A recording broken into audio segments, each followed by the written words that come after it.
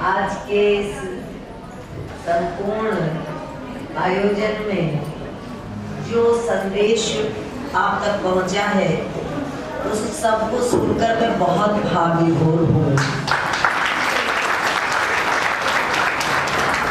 कृष्ण भाई कुछ ऐसा कर सके जो बीच में न रहे, इधर से ले यहाँ साइड में आ थोड़ा सा टाइम कुछ ऐसे तरीके से करो जो व्यवधान न बने।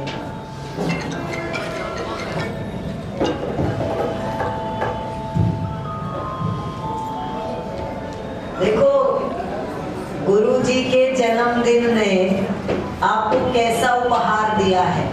ये उपहार है, ये ज्ञान जो है ये उपहार है।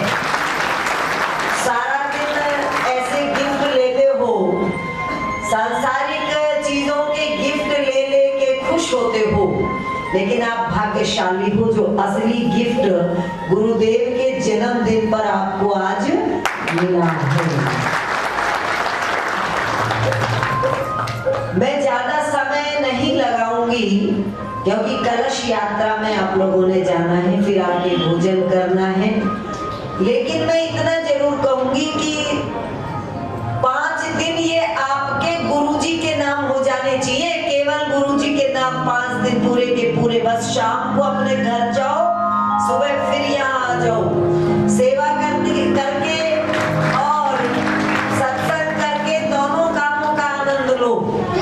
आज देखिए सारांश में मैं थोड़ा सा आ रही हूँ एक एक चीज पर। शुरू में जो ये प्ले हुआ है, नाटिका थी, कल इसको हम कैंसल कर रहे थे शाम को कि टाइम ज्यादा हो जाएगा, इसको रहने देते हैं। लेकिन जब आज नाटिका चली और आपने उसको बड़े ध्यान से देखा और उसको जब वो बच्चे प्ले कर रहे थे, मैंने बड़ी मुश्किल से अपनी आंखों के आंसू रोके, बहुत मुश्किल से रोके। मैं संभालती रही अपने आप को, क्योंकि मैं यूं लग रहा था रोते हुए कैसा लगेगा। एक ऐसा दर्द और उसको करने का ढंग इन बच्चों का इतना प्यारा। और श्रेय तो खैर मास्टर जी को भी जाता है और जो इनकी शिक्षिका है, टीचर है, जिन्होंने ये तैयार कराए, कमाल कर दिए। एक सच्चाई को किस ढंग से प्रस्तुत किया गया, गुरु महाराज का संदेश वो इस ढंग से चला गया। गुरु जी का जो शुरुआती दिनों में नजरिया था, उस वक्त में महिलाओं की बहुत बुरी दशा थी, आज नहीं है। मैं जो मेरी होश संभाला तब को देखती हूँ, और अब जब मैं दूसरी तरफ जा रही हूँ, जीवन के अंतिम पड़ाव पर हूँ, तब को देखती हूँ। जीवन का प्रथम पड़ाव और जीवन का अंतिम पड़ाव। तो मैं ये कहती हूँ तुम स्वतंत्र हो गई हो, अब बाकी काम तुम्हारे हाथ में है, तुम्हें आजादी मिल चुकी है। बजाय इसके जो अभी रेणु जी ने एक मैसेज दिया था कि अपने बेटों को, 2 मैसेज इनके मुझे खास ऐसे लगे जो आपको पकड़ के जाने ही चाहिए। पहला एक मैसेज तो ये है कि आप आजादी का मतलब ये ना सोचे कि हम अपने परिवार वालों के साथ एडजस्टमेंट करना छोड़ दें। आजादी का मतलब ये भी नहीं है, स्वतंत्रता का मतलब ये भी नहीं है कि आप अपने कर्तव्यों से मुख मोड़ लें। कितनी बढ़िया बात थी ये। और मैं भी अक्सर किसी की लड़की की शादी में जाती हूँ तो मैं ये उनको बोलती हूँ, और ये इन्होंने इतने स्पष्ट रूप में अपने जीवन का अनुभव कहा कि 1 वर्ष दे दो, बाकी वर्ष तुम्हारे हो जाएंगे।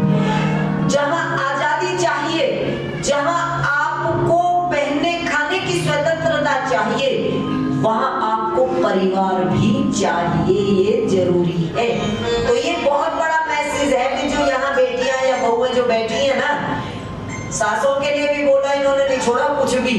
इन्होंने मेरे लिए इतनी खुशी मुझे हो रही है कि मैंने इनको आमंत्रित करके गुरुजी का वो सारा जो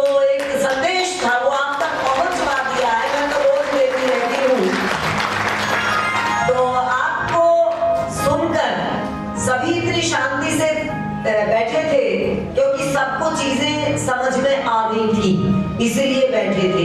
तो एक तो भाई ये समझ लो कि आजादी का मतलब रिश्तों को तोड़ना कतई नहीं होता, लेकिन ये भी मतलब नहीं है कि आप डर में गलत को स्वीकार करें। गलत को भी आपने स्वीकार नहीं करना है। और एक और बात कि जो बात हम बेटियों को सिखाते हैं कि तू क्या हो जाएगा, तेरी वजह से हमारे खानदान की बदनामी होगी, वो बात हमें बेटों को भी सिखानी चाहिए। सुन लो अच्छी तरह से, इस लाइन को मैं दोबारा बोलूंगी। बोलो ओम तत्सत। जो बात मेरी माँ मुझे सिखाया करती थी, मुझे याद है, कहते पराए घर जाना ऐसे नहीं करना, पराए घर जाना है ऐसे नहीं करना। सारी बातों पे पराए घर का जिक्र होता था। हमने कहीं पराया घर फूकना पड़ेगा, नहीं तो सांस ही नहीं आने का। हमने तो दिया सलाई लगा दी पराए घर में, हम तो जाते ही नहीं पराए घर में, अपने में ही रहेंगे। सारा दिन एक ही काम था, तेज हंस पड़ते तो माँ कहती ऐसे हंसेगी, पराए घर सारा बहुत उस वक्त में कुछ ज्यादा ही था। तो अब तो वैसा नहीं है, अब बहुत स्वतंत्रता है, अब परम स्वतंत्रता है। उस हमारे वक्त में हम सिर से चुन्नी उतारते तो बहुत गड़बड़ हो जाया करती थी, चर्चाएं होती थी उसकी लड़की ने सिर पे चुन्नी नहीं रखी। तो इस तरह की चीजों से गुजरे हैं हम लोग। आज तुम्हारे पास स्वतंत्रता है, लेकिन कुछ मूल बातें हैं जो आज भी ध्यान में देनी है। मैं ऐसी बहनों को जानती हूँ, मैं ऐसे परिवारों को जानती हूँ जिनके यहाँ एक बेटी होने पर भी वो संतुष्ट हो गई है। ऐसे परिवारों को मैं जानती हूँ जिनके पास वो चलो उन्होंने ट्राई किया, मैंने एक बेटी हो गई तो दूसरा भी उन्होंने सोचा चलो एक बच्चा और पैदा कर लेते। ऐसे परिवारों को मैं जानती हूँ जिनके 2 बेटियां हुई और उन्होंने दी एंड कर दिया, बोले पर्याप्त है, अब और कुछ की जरूरत नहीं है। वो परिवार खुश है। बात सोच की है, बात हमारी मान्यताओं की है। एक बार एक माता जी मेरे पास आई जब मैं उस आश्रम में थी वहां, और कहने लगी, किसी को लेके आई अपनी भतीजी को और बोली इसको आपके पास लेके आई हूँ। ध्यान से सुनना, एक एक शब्द ऐसा है, आपके पास लेके आई हूँ, कुछ अच्छी सी चीज हो जाए। अच्छी सी चीज का मतलब बेटा हो जाए। तो मैंने जानते हो क्या जवाब दिया? उस टाइम लोग मुझसे बहुत डरते थे, अब तो मैं अब नहीं डराती किसी को। बहुत डरते थे, तो मैंने उसको जवाब दिया। वो मेरे पास इस तरह के सवाल कम करते थे, अनजान कर देते थे ऐसे सवाल। तो मैंने जवाब दिया, माता जी अच्छी चीज? बोले लड़का नहीं है, लड़की लड़की है। तो मैंने कहा इसका मतलब लड़की बुरी चीज हो गई और लड़का अच्छी चीज हो गई। फिर पता है मैंने क्या कहा? मैंने कहा बुरी चीज में से अच्छी चीज कैसे आ जाएगी, ये खुद बुरी है। ये भी तो बुरी चीज हो गई, वो भी तो लड़की है। बुरी चीज में से अच्छी चीज निकलने का मतलब नहीं है फिर मांगने भी मुझ पे आ गई। तो मामला ही खराब है, मैं भी बुरी चीज और ये भी बुरी चीज। मैं कैसे अच्छी चीज दे सकती हूँ और कैसे इसमें से अच्छी चीज आ सकती है? चूहे में से चूहा आएगा, गाय में से गाय आएगी, भैंस में से भैंस। अच्छी चीज में से अच्छी, आम में से आम आएगा, कीकर में से आम कैसे आ सकते हैं भी? उसके बाद वो तो भाग गई मेरे पास से। ये जो मान्यता है, धारणाएं हमने, तुम ये एक बात समझ लो, अगर तुम ये मानते हो कि तुम्हारे पास लड़का होना चाहिए, लड़की ठीक नहीं है, इसका मतलब तुम अपना अपमान खुद करते हो, कोई दूसरा नहीं कर रहा। तुम अपना अपमान करते हो। अपना सम्मान करना है हमें, और अपने सम्मान में अगर हमारे यहाँ बेटी होती है तो हमें खुश होना है। अब खुशी की बात एक और बताऊं, कई ऐसी माएं हैं जिन्होंने बेटियों को जन्म दिया और उन्होंने मिठाई, यहाँ पे मिठाई बांटी, हमारे यहाँ मिठाई भेजी कि हमारे यहाँ बेटी हुई है। ऐसे जमाना बदल रहा है, और जो अभी नहीं बदले हैं वो आज बदल जाओ, आज बदल जाओ। हाँ जी, हरियाणा में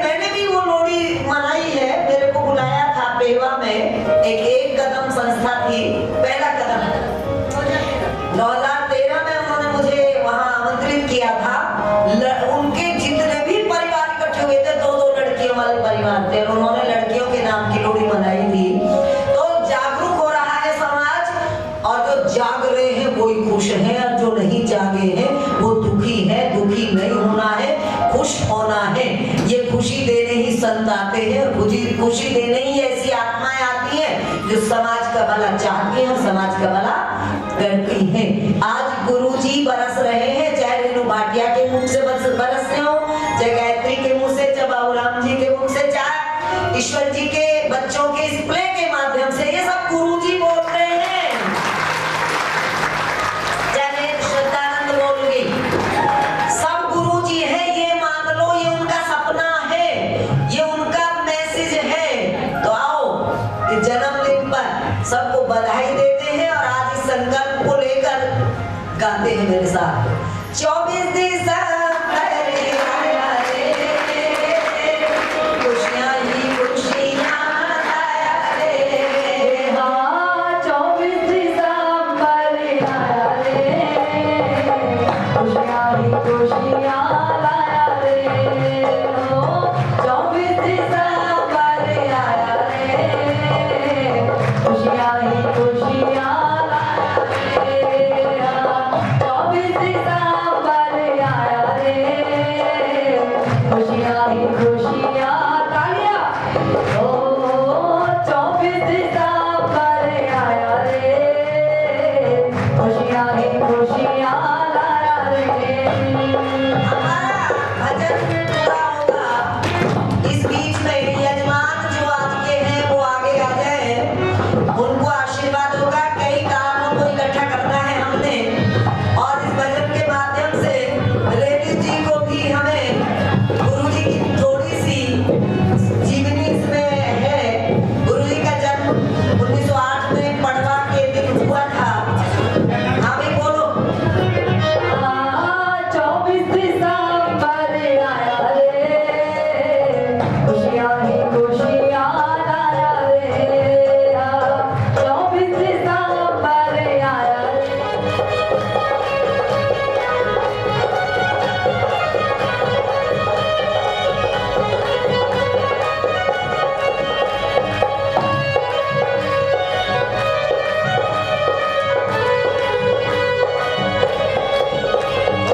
पापी अधर्मी दुखी हुए हैं, पापी अधर्मी दुखी हुए हैं, संत भक्त जन सुखी हुए हैं, संत भक्त जन सुखी हुए हैं। सबका मन हर्षाया रे, खुशियां ही खुशियां, तालियां पीछे वाले। ओ सबका मन हर्षाया रे, खुशियां ही खुशियां लाया रे। 24 दिसंबर आया रे, खुशियां ही खुशियां लाया रे।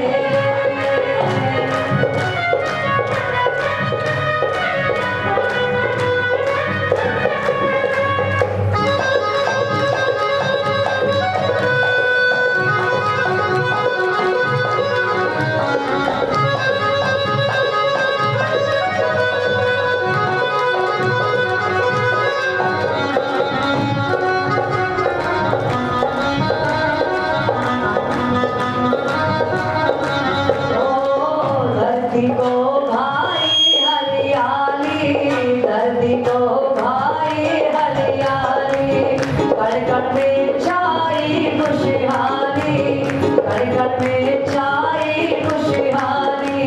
कैसा जादू छाया रे, खुशियां ही खुशियां लाया रे। कैसा जादू छाया रे, खुशियां ही खुशियां लाया रे। 24 दिसंबर आया रे, खुशियां ही खुशियां लाया रे।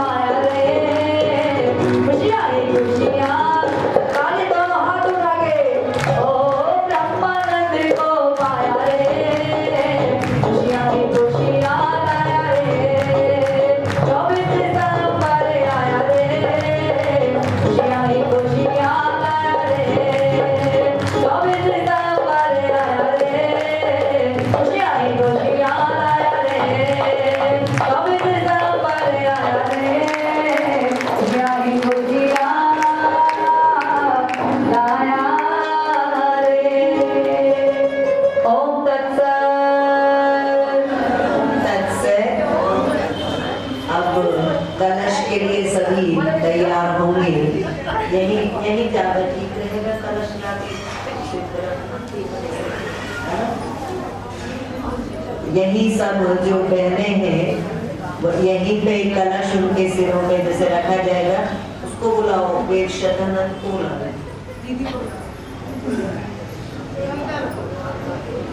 ओम तत्सत। ओम तत्सत। देखिए, आपका अपना आश्रम है, आपका अपना दरबार है और आपके अपने ही गुरु महाराज हैं। इसमें अगर थोड़ी बहुत थकान होती है तो इस थकान को ये तपस्या मानना है। क्या है ये? तपस्या है। हम एक तपस्वी के जन्मदिन पर यहाँ आए हुए हैं और इस तपस्या में हम सबने